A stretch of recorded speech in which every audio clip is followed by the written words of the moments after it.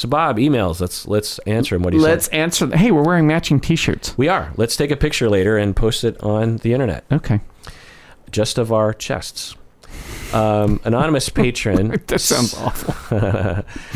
Anonymous patron, he says, I've appreciated the sort of talk therapy that you talk about that focuses on attachment.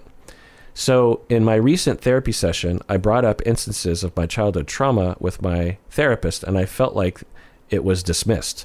I simply got some 2 to 3 sentence advice on negotiating with my hurt inner child, and I felt like my therapist moved the conversation onto something related to tangible advice regarding exercise, diets, and mindfulness she had been giving me from before.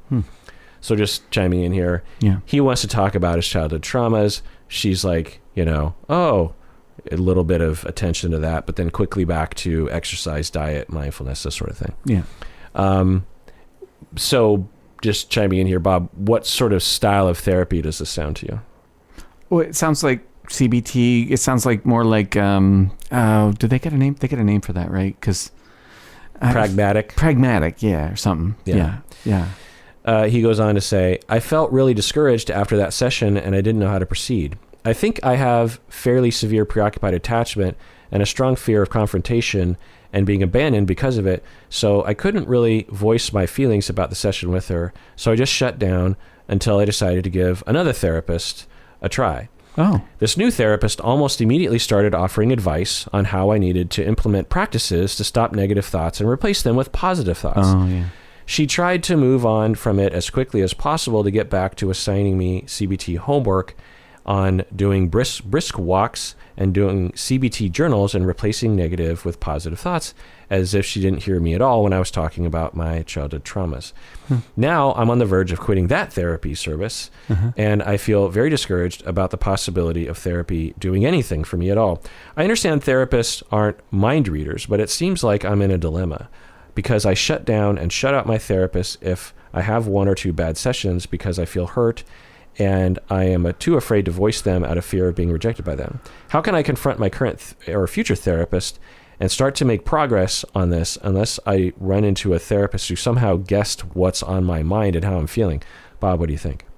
It's a problem because you need your voice, and the reason you don't have your voice is something you might be working on in therapy itself. So I still want to invite you to talk about it with your current therapist and your hurt feelings, whether they're responsive or not. Of course, you'd want that person to be responsive, but whether they are or not is, less important than perhaps you just using your voice and advocating for yourself, which is, I know it's easy for me to say. It's really easy to say. It's not easy to do. I think it's hard to talk to therapists about therapy in general, and you got a lot of emotional obstacle because your brain's survival strategy is, as you say, is to shut down and not speak your mind when your feelings are hurt. And you deserve to. You deserve to speak your mind. You are not on this earth to make other people comfortable at the expense of your own self. Like that, there ought to be balance. That just makes good sense. It's like everybody, not just you. It's everybody deserves to have a sense of I exist. I'm here. I think I heard somebody call it healthy self-entitlement once. So it's not easy, and I hope you do, but not so much because they'll be responsive. Maybe they will, maybe they won't, but just so that you get a chance to provide your own advocacy, your own protection of yourself that you deserve to have. And you might actually start looking for another therapist, and you're going to want your voice then too. And you're going to be saying, I just had these 2 lousy experiences. This is presuming it doesn't work out with the second one. 2 lousy experiences, and I don't want to have a third. So what's your style when it comes to childhood trauma? How do you want to talk about this? Or how do you, or even better, here's what I want to do. Does that fit with, how you envision helping me? It's easy to say. It's doable. If it were me, I'd probably write it down on a note card and then not have to rely on my memory, because when your emotions are running hot, who can remember anything? And then I might literally, Conan O'Brien's been doing that show for 25 years or whatever. He has cue cards. You just can't tell because they're off stage, but they're literally there and he reads from them, right? If Conan O'Brien can have cue cards, So can you. Yeah. So bring a cue card. Yeah. Yeah. The only thing I'll add is I don't think your current therapist is the therapist you're looking for. So I think that what you're saying, well, I can't expect my therapist to read my mind. Okay, but you can't expect your therapist to listen to you and understand the context of what you're saying. You know, if a client came to me and I was, I'd given my style of therapy, if I was like being very pragmatic and suddenly they started talking about their childhood trauma, I would read between the lines and say, oh, they want to talk about their childhood trauma. and I would listen, and I would create a tremendous amount of space for that. So yeah, because the thing normally we would say and have that you should talk with your therapist about it, but you might be barking up the wrong tree. To tell a staunch CBT therapist, I need you to listen to me talk about my childhood trauma, they might literally say to you, no, that's not what my style of therapy is. In fact, there are people, and this has to be said to the public, is the way that me and Bob talk about therapy, there are therapists out there and entire fields of therapy that actually reject everything we say. Yeah. They think everything we're saying is complete crap. Yeah. They think everything we're saying is not evidence-based when it is. There is tons of evidence, just droves of evidence that humanistic and psychodynamic therapy works. But they think what we're talking about is actually complete pseudoscience. Yeah. And so and some CBT people are like that, not everyone, of course. But so you might just be setting yourself up for victimization by asking a staunch CBT therapist to please listen to you talk about your childhood trauma, even to talk with the CBT therapist about the fact that they hurt your feelings could actually be counterproductive, because the therapist might also have a policy of like, well, that's because your automatic thoughts are irrational and we need to change that. It's not my fault, it's your fault. So I would find if you're looking for a therapist that does the sort of work that we do, I would not go to a CBT therapist. Yeah. So now, some parts of the world, that's all that you have available to you. Yeah. And I don't know what to say about that, obviously. It sucks. There's some parts of the world where you literally have no therapist available. So I don't know what to say about that either.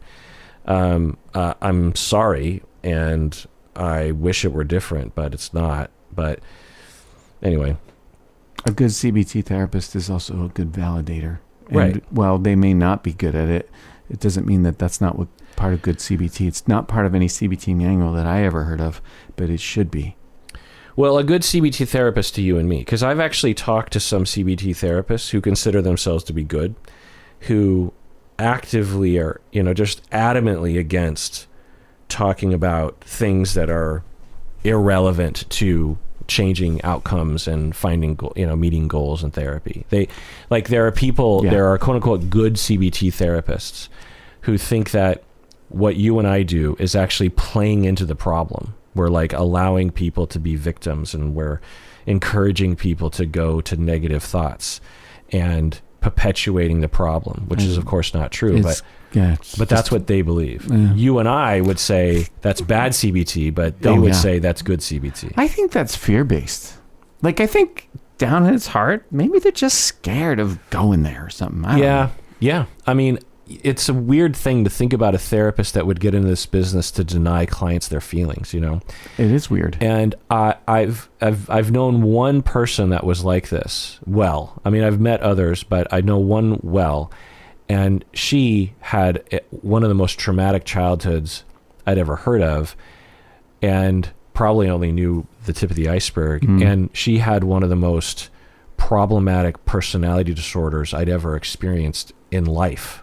Like, she had a huge personality disorder that she wasn't even, I don't think she was aware of, and was affecting everyone around her, including me.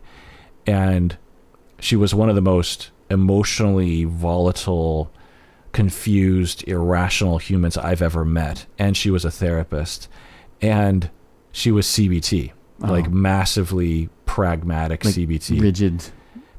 Yeah. Adherence to change strategy. And I would talk with her about things, and I'll just never forget. Well, I can't give details, but I was telling her about an idea that I had about, or a project I was working on that involved emotions and people. And she essentially said to me, no one's going to want to do that because it's, because it has to do with emotions or something like that. And I just remember thinking like, what, really? You think no one wants to talk about their experiences and their emotions? Like, you know, she was like telling me, she was trying to give me advice. It was just like, don't do that project because no one's going to want to do it. And I just remember thinking like, what a weird thing to say for a therapist. For a therapist, yeah. Anyway, so, I mean, that's an N of one, but I think that it's an interesting path to go into mental health, to become a therapist, and to just be like extremely phobic around emotions and trauma and experiences and pain. You think it's a problem with training? Because I'm imagining somebody who's thinking, oh, I know, I'll be a therapist. And then they go in and then they just get, you think they get inundated with a bunch of CBT nonsense? And yeah, I think that that's part of it. Okay. I also think that for some therapists, their traumas are so unresolved, they gravitate towards stuff that keeps them from having to. Right. Yeah. Yeah. Okay.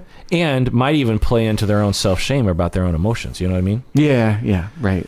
Yeah. Which is probably the majority of it. Patron Ashley from upstate New York.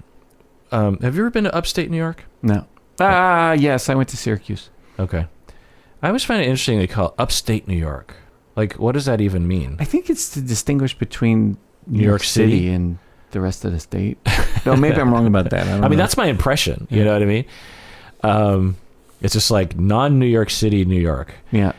Patron Ashley from non-New York City, New York says, "Hey, Dr. Kirk and Bob, I asked my therapist if I have a personality disorder, and he told me that he doesn't like the DSM and doesn't believe it's helpful.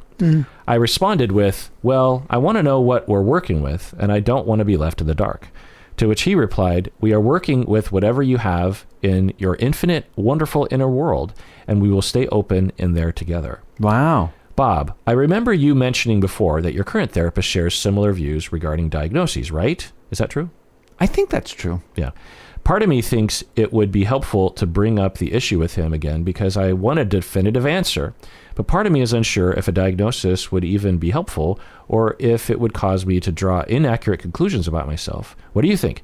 P.S. I've been with my therapist for 3 years, and I believe he is the perfect match for me. That's great. End of email. By the way, I think Ashley's saying that because she doesn't want us to say work with a different therapist. No, yeah, great. Ashley, you know what you like. That's good. Yeah. Just you. Hey, the thing that came to me is like, what makes it important to you to have that nailed down? Like, what will that do for you? What are you hoping that will do for you? And that's not that's not an intellectual pursuit. That's like, this has meaning to you. Like, for some reason, you want to know, do I have this? Do I have that? What would it mean to you to find out? What if you did? What if you didn't?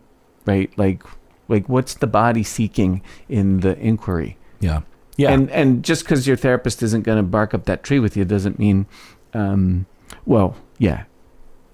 Obviously, that's a good therapist. Right. Yeah. So there's a number of layers here. One is that the broader thing you're looking for is a conceptualization. That's all a diagnosis is.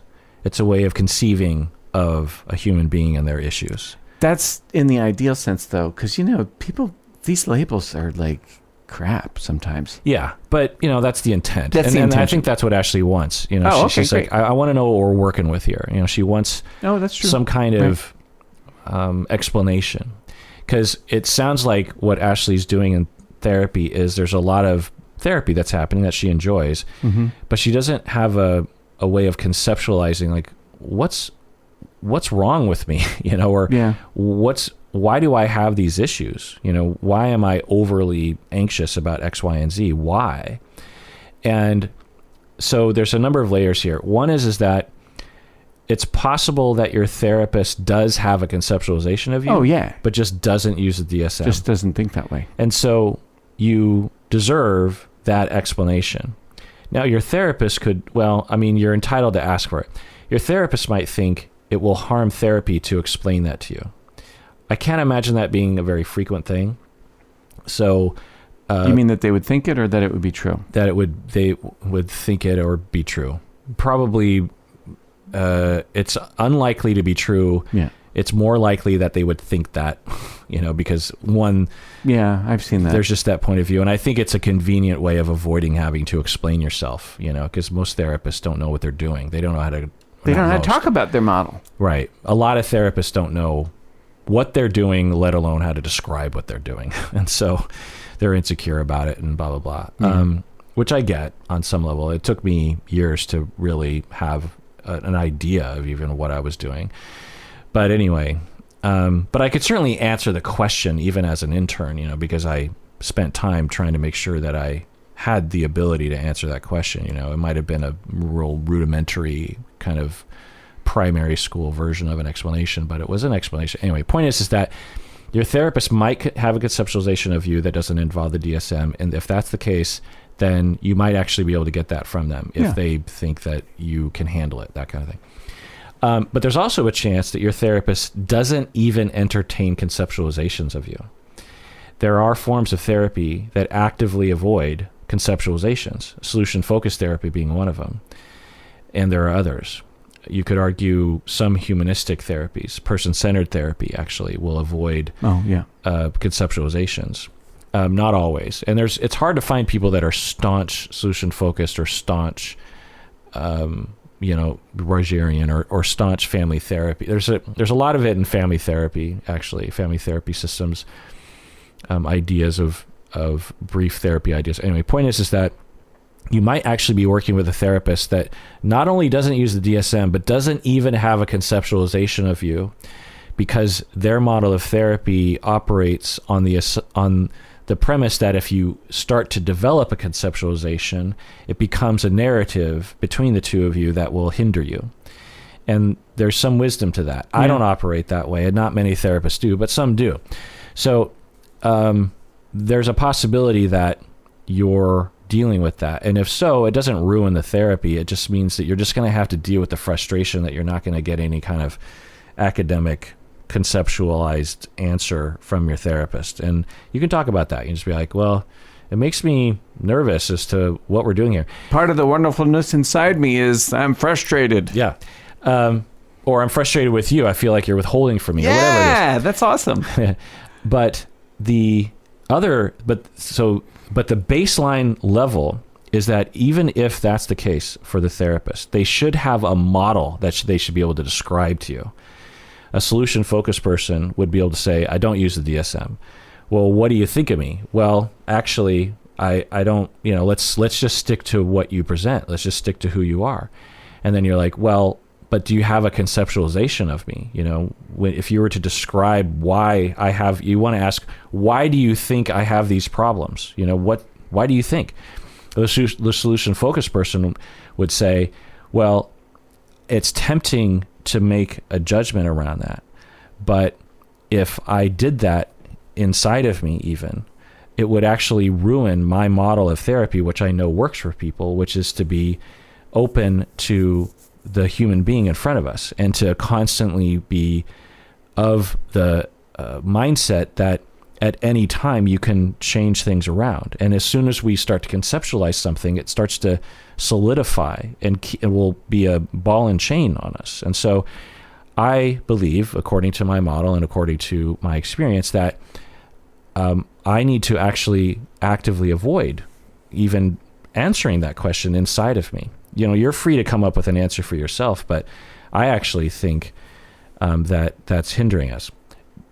But the therapist should be able to say, if we stick to strength, if they're solution focused, they would say, if we stick to strengths, if we stick to solutions, if we stick to when things are going well for you, and we highlight that, I believe that over time that actually will improve things for you. They should have something to say. If they're super Rogerian, they should say, well, actually, my philosophy is that if we pay attention to who you are in the now, right now, who are you right now, and we get you to focus on that. Who am I? What am I? What do I want? What am I feeling? And you feel okay being who you are, then you will manifest that outside the session, and your problems will go away, in my experience, or will become lesser. That's my model. So you should, Ashley, from non-New York City, New York, you should be able to, they should be able to provide something like that. It's not specific to you, but it's a guide for why they do what they do. Sure. You deserve that. Like, no therapist should say, and I've heard this before and people have emailed in, look, I'm just listening, Yeah. But at the very least, they should have a conceptualization of therapy to be like, well, I believe listening improves outcomes, or something like that. There should be something, but I've heard therapists say stuff like, why do you want to know? Like, there's something weird that you even are asking this question. What's wrong with you? That kind of stuff. And it's a total privilege power play to push back on the client that way. Anyway. Being interested in what makes somebody want to know is different from saying, why do you want to know? Right. What do you mean? Well, why do you want to know is a loaded question. It's like as if there's something wrong with wanting to know. What makes it important to you is searching for the meaning of the thing. And why wouldn't that have importance? Now, should I answer the question if I'm asked? Fuck yeah, absolutely should answer the question. And exploring what makes it important might be really useful. Like a Rogerian therapist would probably be interested in what's behind or what's innate in the curiosity. Like maybe it has to do with shame. Maybe it has to do with fear. Maybe it has to do with sadness. Those things are worthy of attention and care. And this would just be perhaps, I'm just speculating, but perhaps a manifestation of one of those. Well, yeah, why can't we just get it all? Talk about, sure, here's the answer, here's my answer to your question, and can we find out a little bit about who's asking? Yeah. I'd want to know. Yeah. Yeah. Because it might be about approval. It might be about, do you love me? It might be about lovability. Right. Yeah. Yeah, absolutely. It also might just literally be about, I want to know what the fuck we're doing here. It might just be that. Like, what am I on the right track? Yeah. Like, what's the roadmap? Absolutely. Totally worthy. Yeah. Yeah. And I like questions like that. It's a little anxiety provoking when clients ask me those kinds of questions, like, what are we doing right now? But I like it because it usually goes well, where it gives me a chance to think of and bounce ideas off of them. Well, I'll say, well, it kind of feels like this is happening and you've improved in this area. It kind of feels like this is what we're working on. It helps me as a therapist to kind of speak out loud with their feedback what I'm doing, and to get a confirmation from them. I actually feel better after those questions, when they ask me. It's like, oh, good. Yeah, it's good. It gives us a chance to kind of make sure that I'm not just spinning my wheels, Yeah. And if things are going well, then I feel really good about highlighting those things and having a client say, yeah, I guess that is true. Right. I do know who I am better than I was before. And our fights are very different than they used to be 5 years ago. Right. It feels good to acknowledge that. Yep. Anonymous Annual Patron says, I'm very conflict avoidant and also sensitive to criticism. I had a session with my therapist where she didn't say anything critical, but the unspoken implication made me feel judged by her. Being conflict avoidant, my body panics at the idea of even slightly confrontation.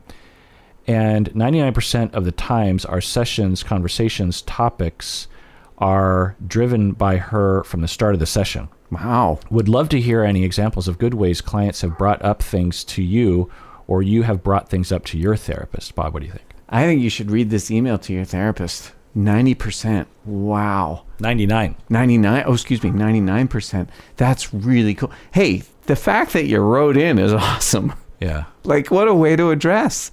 That's like completely non-avoidant to send this email into the podcast here and put this card on the table. That's awesome. Yeah.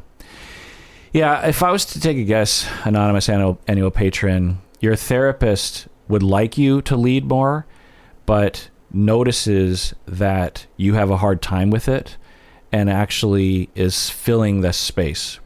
I've done that with clients, and it's never optimal, obviously, but I have learned by experience to just create blank space will create so much anxiety in the client that it's too much too soon. And in the therapist. Yeah. But I don't know. I feel like I should be able to cope with that. Oh, yeah.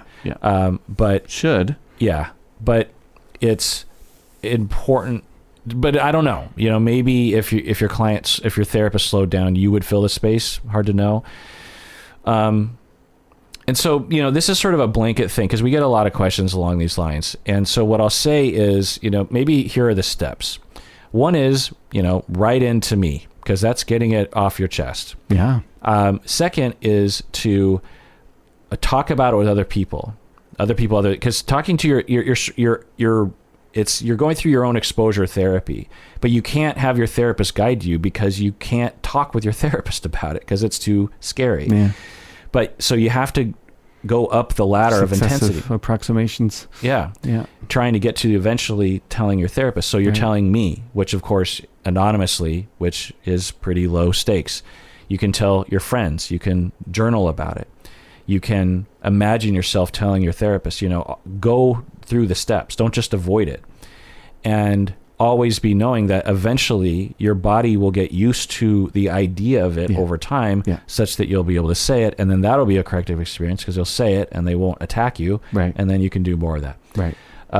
So I think we get so many of these questions. I feel like I should just say that every time. You know what I mean? Like, there's so many questions of like, my therapist did this, and I want to say to them, but I don't know what to say, and I'm really scared. It's just like, it's catch-22, and I think that's the only way to do it is to journal, talk about it, write in, think about it, always with the intention of eventually I'm going to say something, but I will do it when I'm ready. I'm not going to force myself before I'm ready. Well, that's the dialectic, right? Because on the one hand, I'm not going to force myself, and on the other hand, I actually do have to push myself into something that's uncomfortable, and there's no getting out of that. Yeah. You have to hold both ends, I think. Yeah. You can't just be like, okay, well, I'll get to it at some point. That's just a clever avoidance. Right. You really do have to have, as you say, the intention. I will be talking about this, and all this stuff is in prep.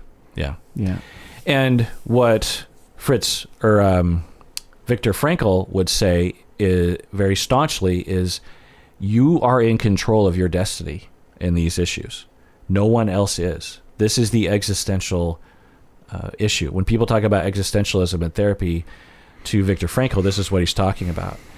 You write your story. Yeah. And you are the one that devises and determines your purpose and your meaning in your life. No one else does. And you only develop that through actions. You don't just think, you take action.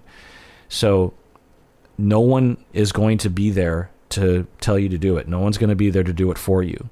You are the pinnacle of your responsibility. Your mommy isn't there anymore. Your daddy isn't there anymore. I won't be there for you. Bob isn't. You have to do this yourself. And that sucks. But that's the existential reality. Wouldn't it be great if we could just sit back and allow the Wall-E style spaceship feed us, Slurpees and put TV in front of us all day long? Right. But we don't. We have to take life by the reins, and it's up to us. So it's actions, and it sucks, but that's what it is. It doesn't mean it's not shaming yourself. Mm-mm. It's not beating yourself up. No. It's what's the plan? What's the path? What's the graduated intensity ladder that I will go down? But it's up to me. And one day I will be dead or close to dead, and it'll all be over. How do I want to live my life? Do I want to live it? Do I want to live it avoiding things and making things comfortable but ultimately uncomfortable? Or do I want to actually take an action, do something, take the uncomfortable step for the betterment of me or the world or whatever? It's up to you. So everybody is at all moments choosing. Yeah. Every single moment is choosing. Right. And I get it. Don't ever beat yourself up. Don't ever shame yourself, but know that you are responsible for your recovery, your mental health, your healing. So when I am beating myself up, that's a choice point too. Right. I can turn either towards or away. Right. Patron Lisa from Ireland says, I feel embarrassed explaining niche interests to my therapist. In session with my therapist to explain some background context around some interpersonal difficulties I was having and feeling that there weren't many big spaces for people like me, I felt compelled to try and give my therapist a rapid overview of a bunch of semi-related, mostly online subcultures, such as shipping, tenderqueers, grimdark, and Disney adults. So just chiming in here. So Patron Lisa is like, I'm into shipping, tenderqueers, grimdark, Disney adults, and I feel like I need to explain what these things are to my therapist so that they understand my life and where I'm coming from. Do you know what these... Never heard of any of that. So tenderqueer, I'm not exactly sure what it means, but in the context, it seems to mean that it's queer folks who are, I think, radically vulnerable, like crying and sort of militant about it, like screw you, I'm gonna cry and you can't stop me, that kind of thing. I think and there's an online community that sort of supports each other's tenderness. I think queer folks and their tenderness, which sounds good, right? Sounds like a good thing. Grimdark, it's just a type of fiction that's very grim. It's dark, grim fiction and art that is extremely grim and violent and disturbing, you know. Like what's an example? I don't know. I'm sure. Okay. I don't know of it's probably very niche online fan fiction, or I don't know. Who knows? Okay. Got it.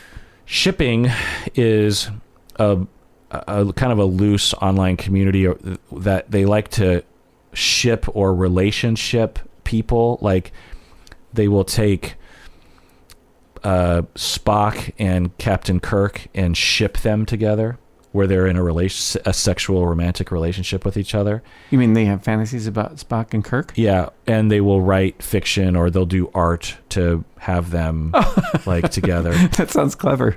Yeah, not necessarily as a joke, but I'm not saying it's a joke. I'm just like wow, as a wish fulfillment kind of thing. And there's a lot of that. I must be missing the boat on this. Yeah, like, did you watch the new Star Wars movies? Yeah. Do you remember when we saw the first new one where Kylo Ren and Rey were, you know, good and bad Force users, and there were a lot of people that were quote unquote shipping Rey and Kylo, and they called it the Reylo ship. Oh. And so there's this whole online community of people that were like drawing pictures and fan art and fan fiction that were shipping these two people together, even though in the movies they were enemies. You know what I mean? Yeah. And then there's this whole backlash against the shipping community of just like, how dare you ship these people because Kylo is an abusive, horrible person. It's a whole online thing. Wow. You're looking at me with a very confused face. I feel confused. But it's a whole world online. People and have opinions about other people's fantasies. it sounds weird, but when you get into it, it kind of makes sense. Oh, okay. Yeah. Or like maybe I'm trying to think of something that you could relate to. Oh, well, like what's a TV show that you really love? Frasier. Okay. So where they would, so in the beginning, when at the first few seasons, we see that Niles likes what's her face? Yeah, Daphne. And a will they, won't they is kind of playing into that shipping. Yeah, totally. Whereas an audience member, you're like, I want Niles and Daphne to get together. Yeah. You as an audience member are shipping them. Got it. And then you could imagine an artist coming along and painting a picture of them holding hands or something. Sure. And that might give you some pleasure of just like, oh, yay, I get to see them holding hands. Yeah, great. Even though on the screen, they're not in a relationship. And somebody else might say, because I get enjoyment out of seeing them holding hands, there's something bad or weird about that or something? No, it's just a online world, and Lisa is trying to explain this to her therapist. Okay. Yeah, It's I live in this kind of world. And then Disney adults, as far as I understand, are just adults who are really into Disney stuff. Just like Disney nerds, like as adults, which arguably is me, since I'm into Star Wars and Marvel, which is owned by Disney. But anyway. So she says, though I tried to frame these things around my concrete issues in therapy and explain their meanings where relevant to my therapist, I mostly just felt very silly and foolish using all this shorthand when talking to someone who likely was nowhere near as online as I am. Yeah. I felt embarrassed to talk about these things because I felt that to an outsider, I looked ridiculous saying that this online stuff bothered me the way that it did. She was thankfully very astute and empathetic, but it left me wondering, how should clients approach discussing niche interests or communities to therapists in particular if they feel that these things are embarrassing to talk about? Bob, what do you think? Yeah, understood. I mean, just chiming in here before you answer. Sure. You had confused faces. I'm explaining this. Yeah. And it also sounded, correct me if I'm wrong, kind of weird to you. Like, why would you get so worked? Because I'm not even explaining the amount of worked upness I don't understand any of that people that. will get around shipping and non-shipping. Well, like, how does it feel that I'm bothered by people having opinions about other people's opinions?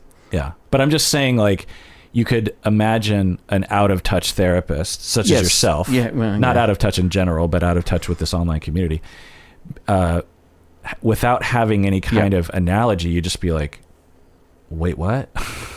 Right. No Why context. are you so wrapped up in this? No context, no understanding, no sense of right. And right. Lisa's like, how do I explain this to my therapist? What do I do here? I don't know, Lisa. I don't know how you explain it, but I do know this.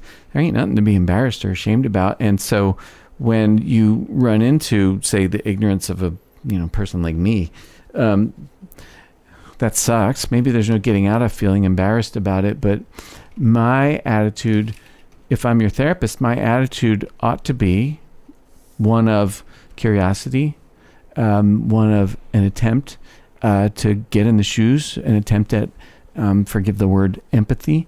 Certainly not one of judgment. But lately, I got to tell you, all I think is everybody, and I don't love what I'm about to say, but I'm going to let's see how it goes.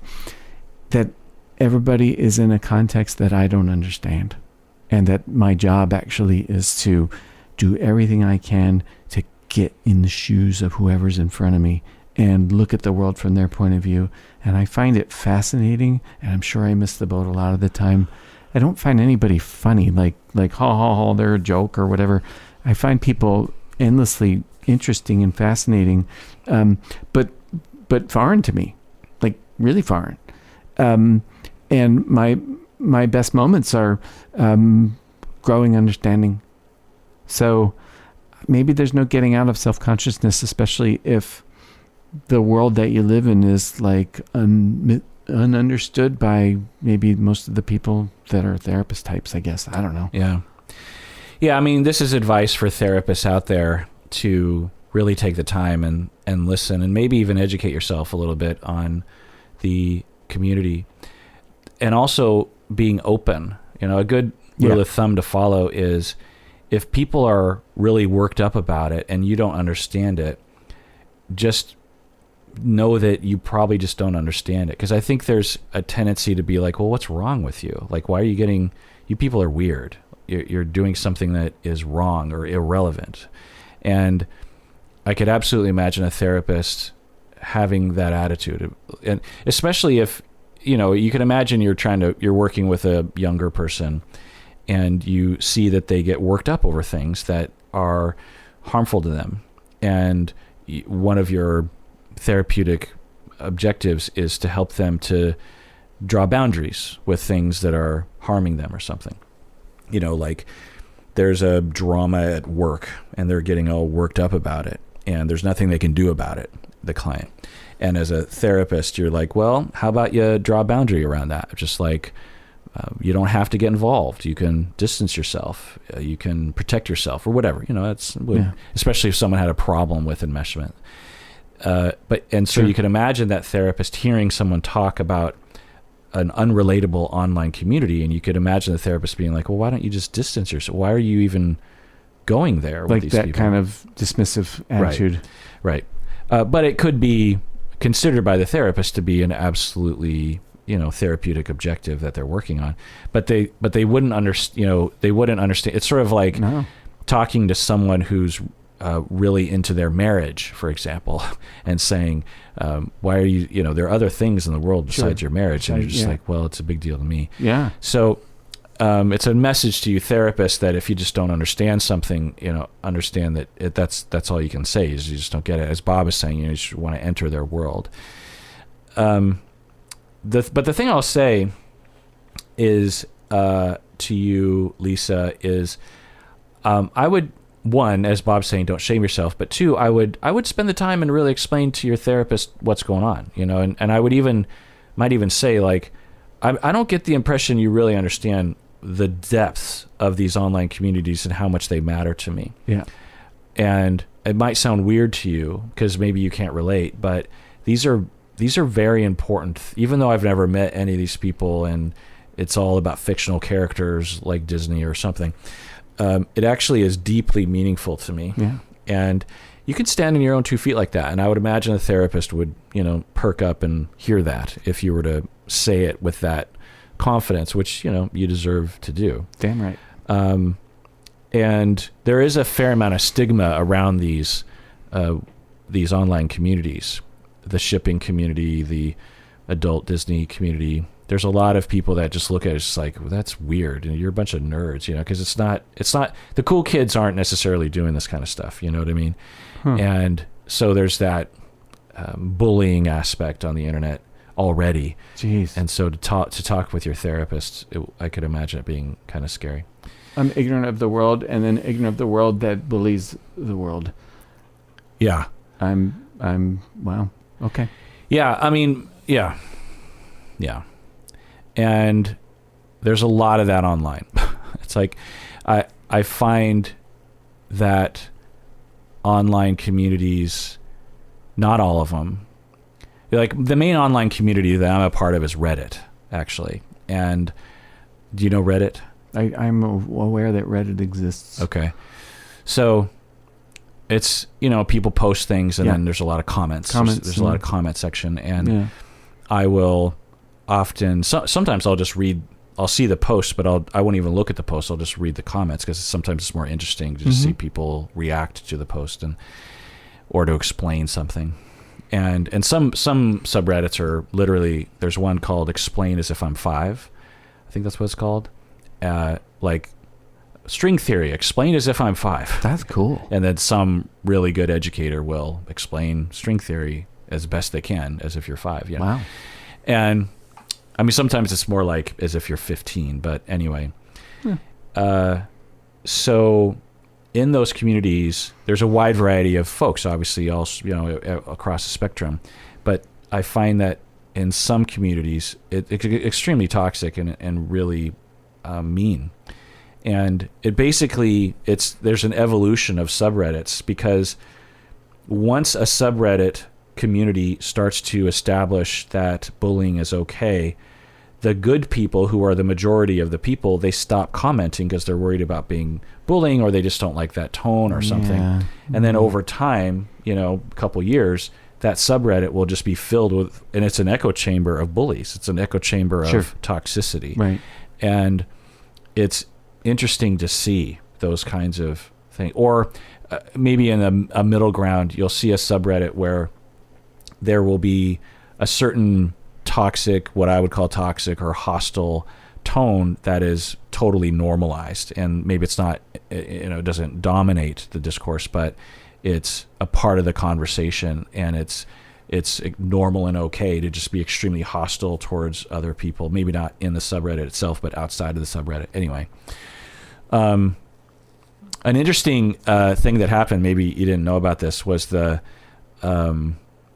was the subreddit called? It was something about like quitting your job. Did you hear about this? No. So there was this subreddit, I can't remember what it's called. It's something like quit work or something. And over time, it developed into this subreddit where people would post posts basically about how bad the job market is, how bad bosses are, how capitalistic our society is, how anti-labor our society is, how workers have no rights and this kind of thing.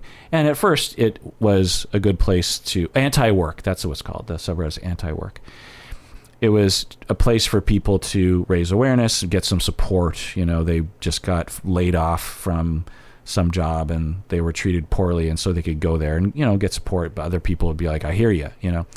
And then it started to grow into this anti-work thing. It felt like a cobbled together community of like anti-capitalists, pro-socialism,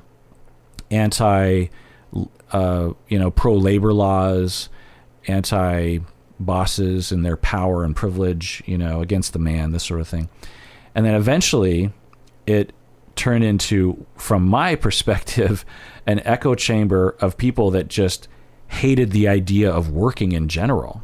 And I know that people on the subreddit wouldn't say that, but it certainly felt that way to me. I mean, people would just be like, you know, I think there were some legit, well-spoken activists in the subreddit, but then there were some people who were just like, I just don't want to work, you know, essentially.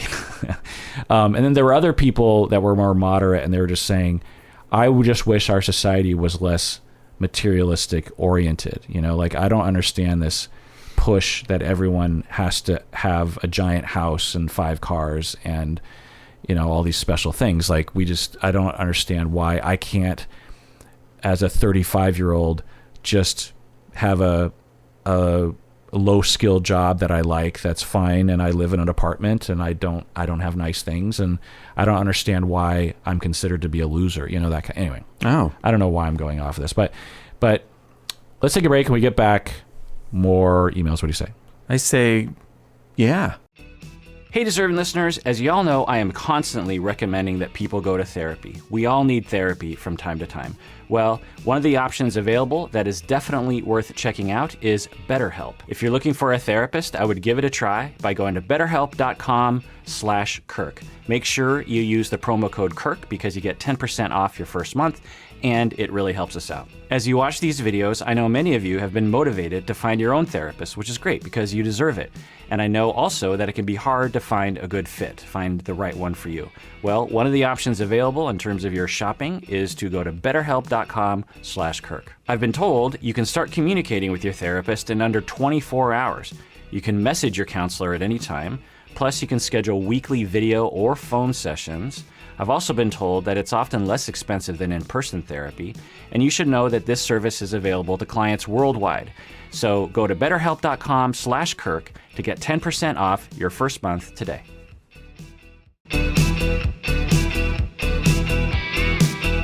All right, we're back from the break. Let's do an OPP, an old patron praise, of those patrons who became patrons all the way back in March of 2020 and have stayed patrons ever since. Wow. We have Andrea from Mexico City. We have Zelma from Sweden. We have Katarina from Sweden. We have Dana from Vency, California. Vency. Venice? I wonder if it's a Venice, but it's misspelling. Who's an annual patron. We have Asa from God knows where. We have Jacob from Ontario.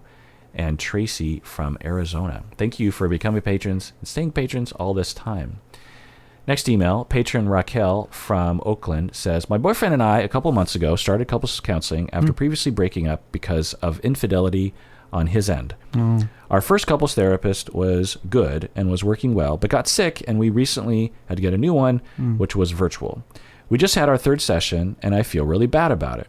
When I told her about everything in the past and my feelings around the infidelity, she asked if I was able to forgive him, and I told her yes, but there was still some underlying pain and a lack of trust. Yeah. She said I need to get over it, and if ever I am triggered, I should just suppress it so my boyfriend doesn't feel bad and emotionally taxed. Oh. She later shared that in her previous marriage, her husband cheated and had a baby outside the relationship, but she loved him so much that she was willing to look past it because he didn't love the mistress, and they divorced for reasons outside of the infidelity.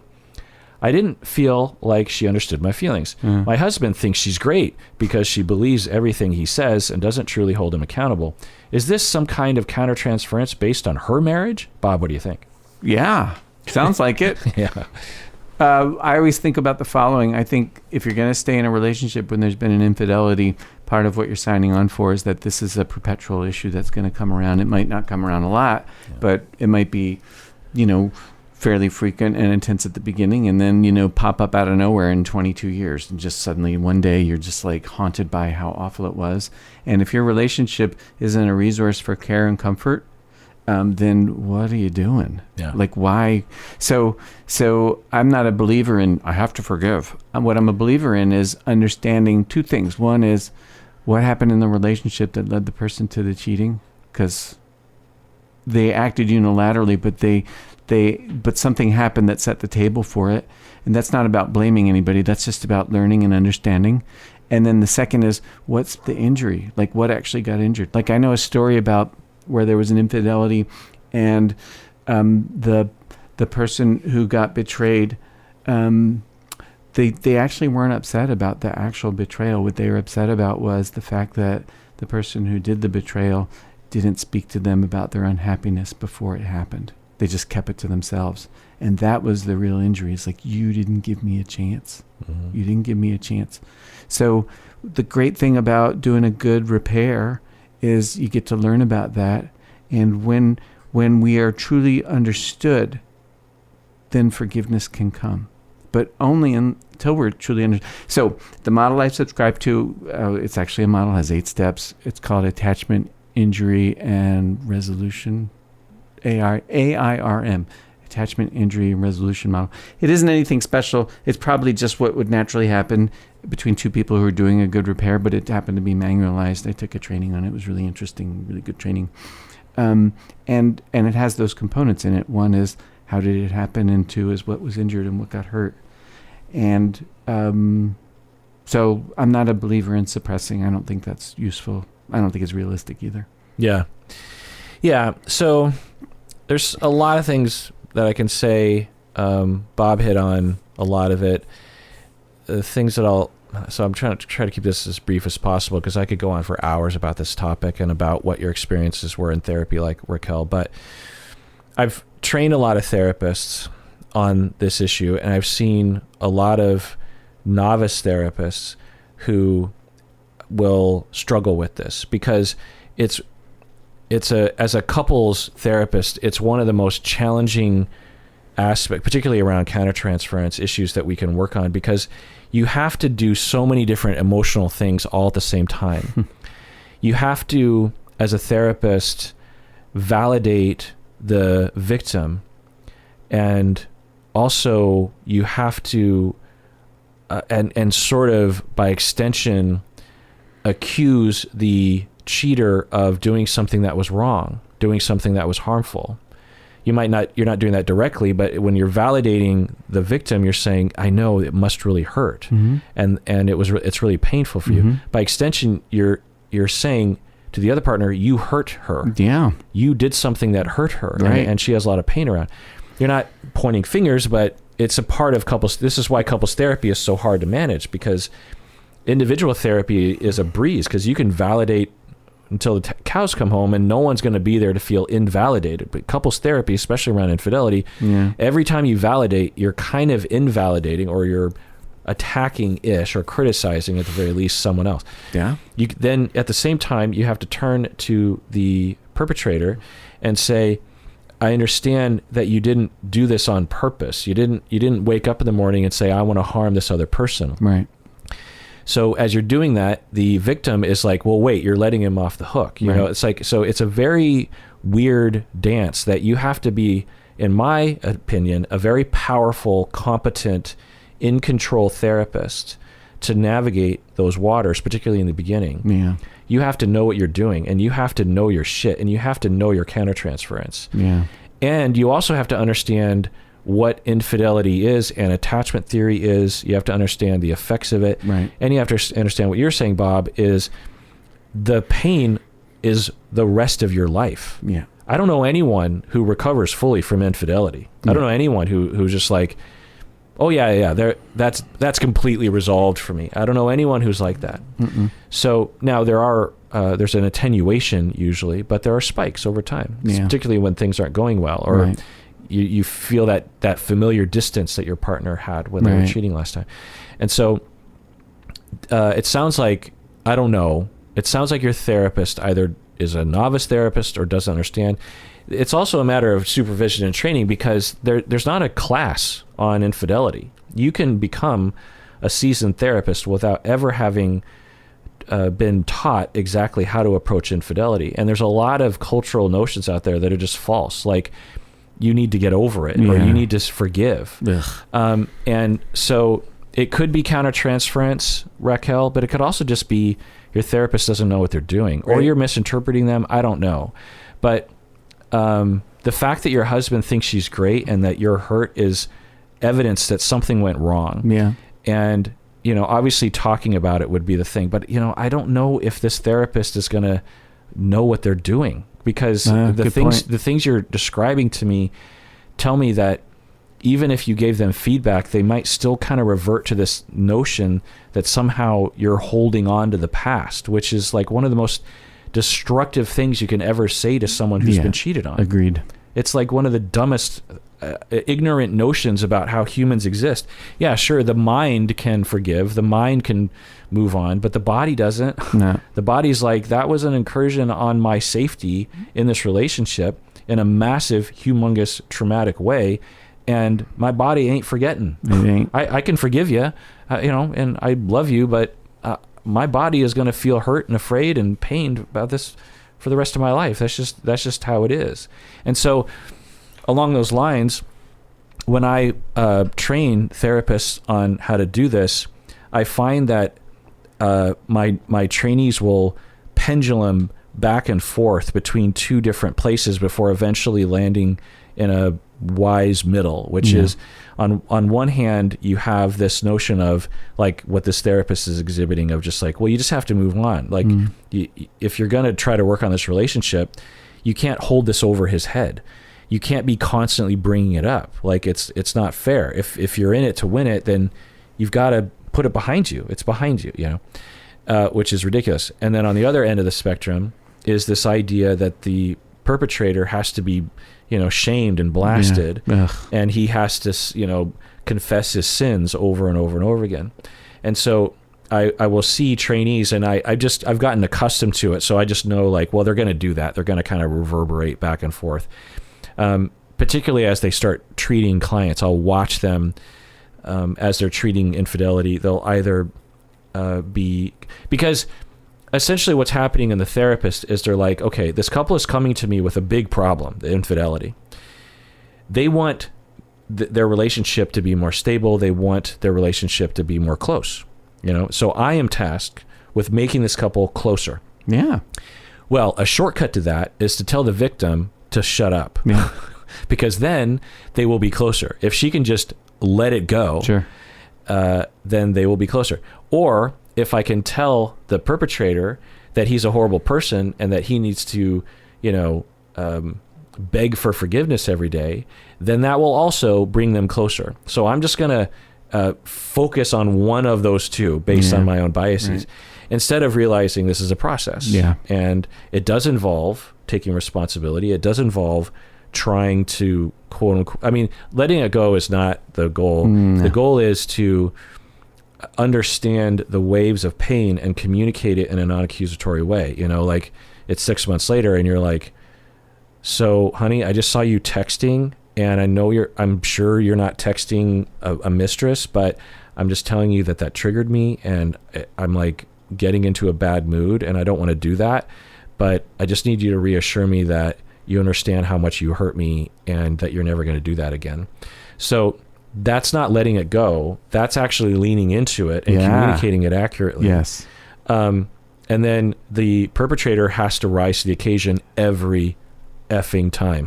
They have to rise and say, they have to put down their phone, stop what they're doing, turn to the victim and say, I'm so sorry for what I did. You have every reason to be in pain. I can't believe I did that. I will never do it again, I hope. I don't think I'm going to do it again. I haven't done it again. I was just texting my friend, if you want to see, but I totally get you're upset and you have every reason to be angry at me. And I'm just so thankful that you took me back. I was in a pretty bad space, and for the record, I didn't enjoy it. You know what I mean? So you got to rise to the occasion. That's the process. Not getting the victim to let go, not getting the perpetrator to what do they call it? Like prone themselves, prostration. Yeah, prostrate themselves. Yeah. And it upsets me when therapists don't understand that. And I see a lot of therapists who don't understand that. Yeah. And because infidelity is such a common thing, and there is a way of recovering from it. There is. And yeah. And that ain't it. And I find that it's sort of, Raquel, your therapist could be, I don't know, you could be misinterpreting, maybe give your therapist a little bit more of a chance, but it's possible your therapist is just bad with infidelity, which I would assume they're bad with other things as well. Because if you don't understand like the basics of human emotion and recovery, then I'm guessing regarding infidelity, then I'm guessing you don't understand the basics in general, but I don't know. And I don't know, it's just kind of demoralizing because I just think about all the people out there looking for therapists, and I just think about all the therapists that don't know what they're doing. Don't know what they're doing. To some basic ideas in human life. And, yes. And it's not hard to learn. It's not like it's... Well, it is kind of hard to learn, especially, with infidelity stuff. Oh, I thought you meant just attachment. No, that's easy to learn. But in terms of infidelity, I have found there to be limited exposure even to the concept. Oh, 100% agreed. But if you understand attachment, you understand a really good chunk of what actually got hurt in the thing. Right. Yeah. Yeah. And for me, that was my path. If you're a clinician out there, or even if you're not, all the, 60+% of the things that I know about humans and talk about and utilize in my treatment of people and utilize in my own personal life stands on the foundation of fully understanding attachment theory. Yeah. Like when you were talking about the infidelity recovery program that you learned, yeah, I'm like, well, I've never taken a class on infidelity recovery, but with attachment theory depth, it just emerged from that. You know what I mean? It just, and then experiencing clients as we go through that, it's like there's certain principles that I follow. And just the best part of that training though wasn't the actual training. It was normalizing how to talk about shit. Like that was really helpful to me and helped me because it was scary. Now I don't. As a therapist? Yeah. To actually talk about the fact that somebody cheated, felt scary. But having a mode something.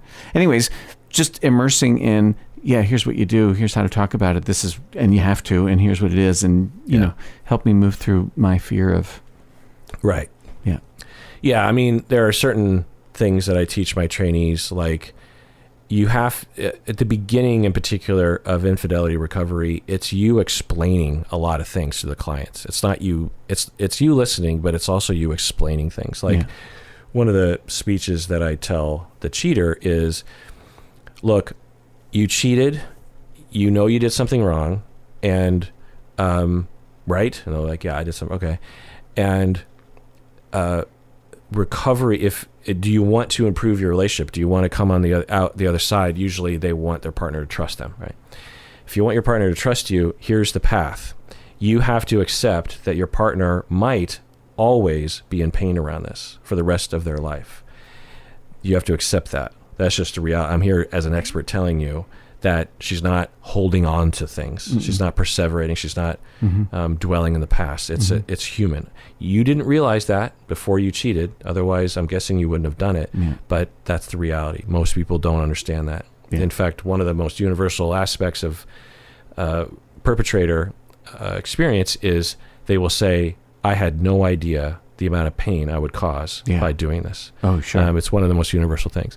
So you don't know that, but you have to accept that. And so you cannot ever say you're dwelling on the past. You cannot ever say, stop talking about this. You do have rights. She can't abuse you. She can't just attack you constantly and accuse you of, but there's going to be pain and there's going to be hurt and there's going to be anger and fear. And that it might get a little nasty at times. Yeah. But so you're not a punching bag, but you have to accept the consequences of what you have done. If you want, you could also not accept the consequences. Sure. You could also end the relationship. Or stay in it and not accept it and both be miserable. And it's your choice. But here's the path. And know that I don't judge you. A lot of people cheat, and for a variety of reasons. And there's that. The other thing that I also, if there's a question in the air, I will also literally say, it is immoral what you did.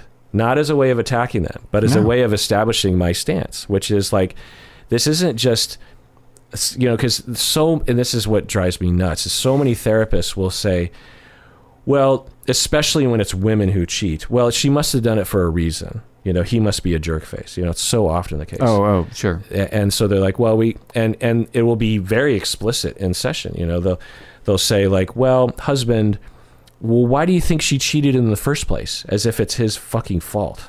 It's like ridiculous. Yeah, I mean, I can't tell you, Bob, how many times I've heard that. Nuts. And I'm like, unless he's beating her, which would make it in context not an immoral act, in my opinion, then, or some other abusive thing that's happening. She did something wrong. Yeah. She broke the agreement of the relationship in a significant way. Yeah.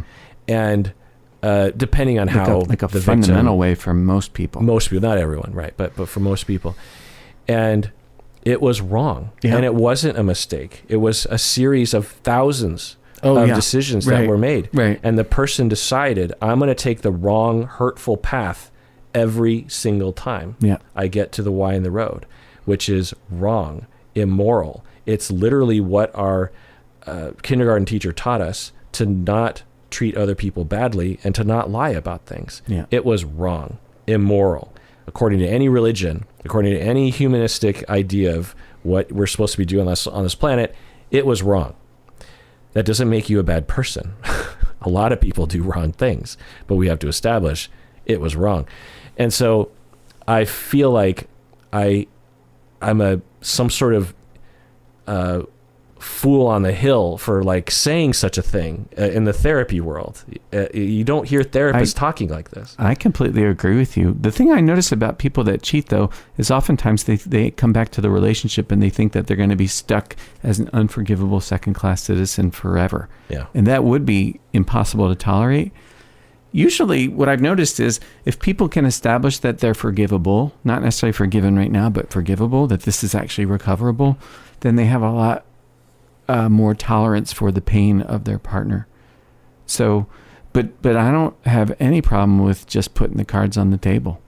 This is wrong. This is immoral. Yeah. This is such a fundamental violation of the way the humans are set up, at least. No, that's okay to say it. The way the humans are set up that,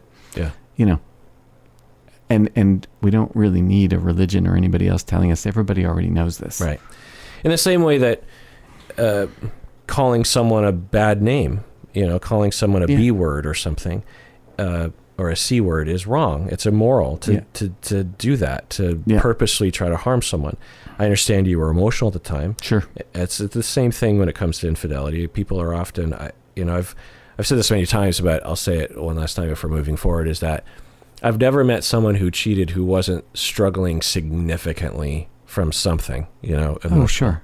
That infidelity is often just a symptom of a huge amount of suffering in the individual. Right. It's very rare. I've never seen it. I'm sure it happens where someone's just gleefully cheating and like, I'm having my cake and eating it too. It's almost always like a tremendous amount of pain, sexual insecurity, attachment, injury, passive aggressive. Yeah. Anyway. Yeah. Patron Jen from Phoenix says, I just started my first paying position as a LAC. Do you think LAC stands for Licensed Associate Counselor? I don't know. Yeah. I mean, that's the only because it's a first paying position and usually associate is in there. Yeah. Anyway. And I am beginning to realize that my supervisor may not be very good. Who knows? They may be a good supervisor, but she seems way too busy to give me the time of day. Oh. Do you have any advice or suggestions for dealing with or compensating for a lack of supervision? I also don't feel like I can get much support from the other people in the practice because they all seem really busy and we all still do a lot of virtual sessions, so I feel pretty isolated. Yeah. Bob, what do you think? Well, if I were you, I would bring this up with your supervisor and also with your colleagues to see, is that culture amenable to change? Or are you missing something? Or do they just simply, because you're new or you're the new kid on the block, that they don't have a collegial sense of connection with you yet? And it might be that you find out that it is exactly as you see, in which case, if we're going to go back to Viktor Frankl, you got a choice, which is, do you want to get yourself trained? Because you can always find somebody. It might not be easy, it might be expensive, but somebody to teach you how to be a therapist is, That's what you did. You didn't like your supervisor, so you found one outside. Many. Yeah. Yeah, exactly. So, as Bob was saying, the first thing to do is to alert everyone. And the way you want to get there is through your vulnerability. You just, you don't say like, how dare you? Yeah. You say, I'm terrified. I have no idea what I'm doing. I feel isolated and scared and alone and rejected and neglected. And I just need someone to help me. I'm new. I'm new licensed counselor. I don't feel good about being alone, and I'm virtual. And I when I started out as a therapist, it wasn't virtual. It was in an office. And when I had a question, I literally would just go next door to a colleague or my supervisor and ask a question. There's so many details about being a therapist that you don't learn in school. Yeah. And you need to be able to ask that quick question. True. Being virtual would be hard. Maybe you text someone. I'm guessing among your colleagues, there are some people who, if you alerted them, would actually raise their hand and say, feel free to reach out to me, and would be responsive to you, especially if you tell them how much you need them, Yeah. Your supervisor, might be, there's a good chance, given my experience with supervisors, that your supervisor at best is going to be kind of useful to you. So, you just have to accept that that's just one of the realities.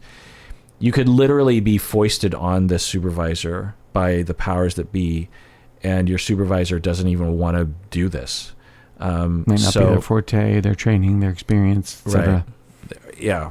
So, or they're overworked to begin with, and you are just like gonna not get paid attention to. So, yeah, getting an outside supervisor, reaching out to colleagues, reaching out to friends that, just networking, people that don't even work for your exact place of business. Yeah. But right. Consult team. But yeah, and there are online ones too. There are Facebook groups and stuff that you can go to and get support that way. But, like Bob and I, when we were novice therapists, we saw each other often and would talk shop frequently. And especially in the beginning of our career, I'm just thinking about how many things we must have talked about back then. The intensity of the work that we were doing and how much we would want to get stuff off our chest with someone that understood what therapy was and could relate. Yeah. I'm just guessing we must have talked a lot back then. Do you remember that? I remember that. Yeah. I remember talking about one of my very first borderline clients with you quite a bit back then. Do you remember that? I don't. Oh, I think you do. If I were to give you some details, I think you'd be like, I should restate. I do remember that. Oh, okay. Yeah, I do. Yeah. I was smoking cigarettes back then, and I have this vision of sitting outside on Mike and Beth's porch talking about cases. Their apartment or their house? The apartment. Yeah.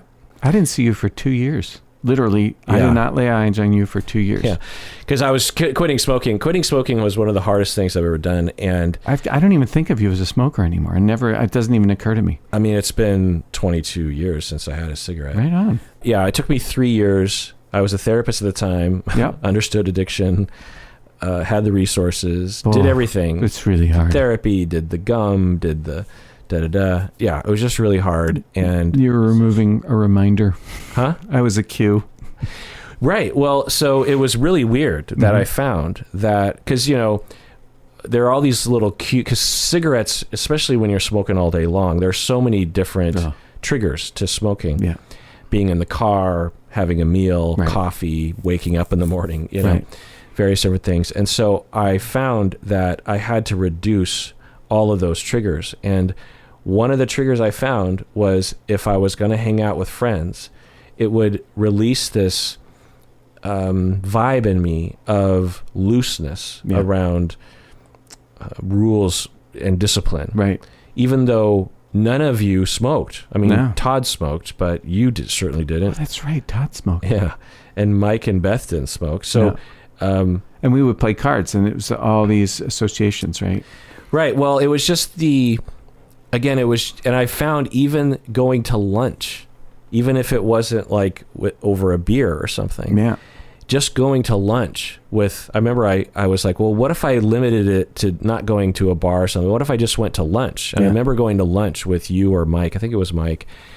And I had this massive desire to smoke a cigarette. And I just remember thinking like, God, that's so weird. Like, because Mike doesn't smoke, but there's something about just hanging out with friends that loosens me up to the point where I'm like, well, I'll just have a cigarette, you know? Right. And so, I just completely isolated, and I didn't do anything. And actually, I was telling someone about this the other day, that I would work all day long as a therapist. Yeah. And I was paying off my student loans at the time. So actually, my ability to pay off my student loans was facilitated by my... You didn't lose money at poker. My Quaker lifestyle at the time, because I didn't drink. I didn't leave the house. But the one thing that I would do, because I always needed something every day as a treat. And so what I would do is I would buy an entire bag of Doritos and eat them, the whole bag, while watching Deep Space Nine on my crappy 13-inch tube TV with my rabbit ear antenna. And it was, I didn't even have a chair to sit in because the TV was on a dresser and I had to sit on the floor. So I would sit on the floor, I'm 28 or something. Yeah. And I'm sitting on the floor eating my bag of Doritos one chip at a time, watching Deep Space Nine. And it was pretty staticky, you know what I mean? It wasn't very clear. Was this the apartment in Wallingford? No, this is in the house on Beacon Hill. On Beacon Hill, yeah. Yeah. And I'll just never forget that. Yeah, and I, gained quite a few pounds.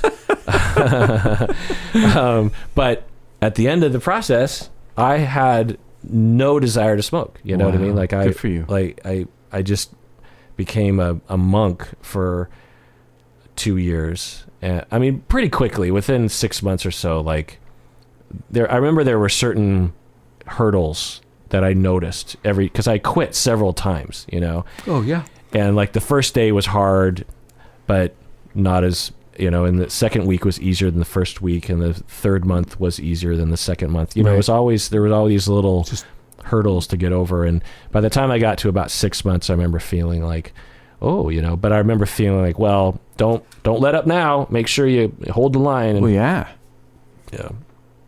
Where are you at with Doritos nowadays? Still love them. Yeah. In fact, I saw a TV show or a movie or something where they were depicting the 80s, and they had Doritos because back in the day there was basically just a couple brands of chips. You had Lay's potato chips and Doritos or something.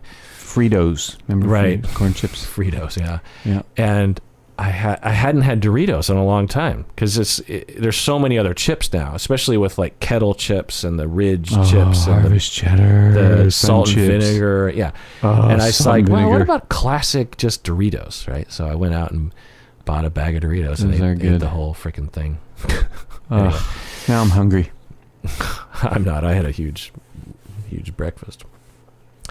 All right. Well, that does it for that episode, Bob. And everyone out there, please take care of yourself because you deserve it.